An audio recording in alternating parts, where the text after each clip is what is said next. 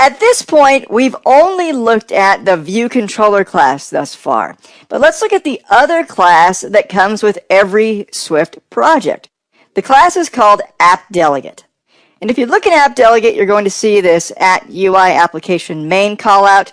You're going to see that it's a subclass of UI responder and that it implements the UI application delegate protocol. You'll see that it has a property called window, and that it has a bunch of built-in methods that handle application-wide events, like when the app is done launching, when it's going to stop being active, etc. So, in talking about this, I want to show the life cycle of an iOS application and what's kind of going on behind the scenes. So I'm going to head over to my web browser and go to this document from Apple called the App Lifecycle. This document explains in detail how an iOS application works. So in this figure 2.1 here, the key objects in an iOS app, we can see how the main parts of an iOS app work together. We've already talked about earlier in this series the model, the view, and the controller. Model being the data, the view is the visual content, and the controller is the glue that connects everything together. So you'll notice that inside of the controller we have this orange or peach UI application object, and that is a system object.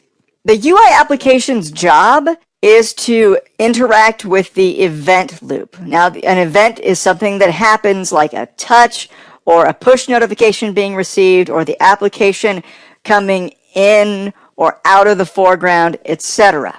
We don't actually interact with the UI application directly. We actually handle all of these events through the application delegate.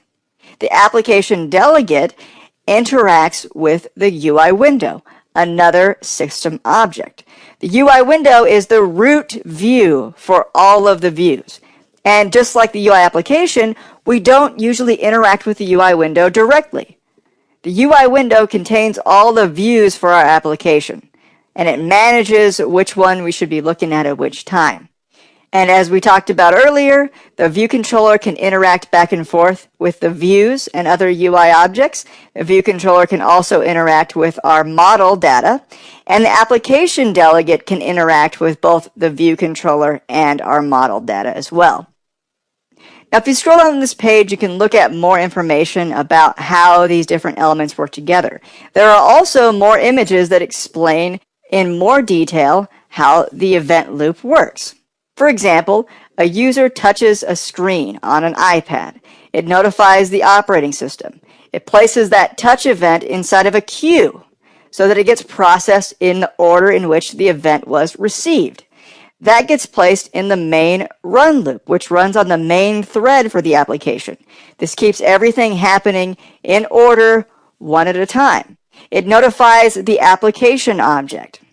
And from there, we start to handle the event. So everything else is something that you, the developer, do not control. Developers control it at here, after the application object notifies our app delegate. And then we can react to that and update the screen. There's one more chart I want to show you, and there's different states for an iOS application. So when your app is not opened, it is not running. When the user taps on your application from the home screen, your app comes into the foreground. And at first, it's inactive, meaning the user can't interact with it yet. Then it becomes active. It's ready to use. When the user is done with it, it goes into the background. After it's in the background, it becomes suspended until the user chooses to run it again.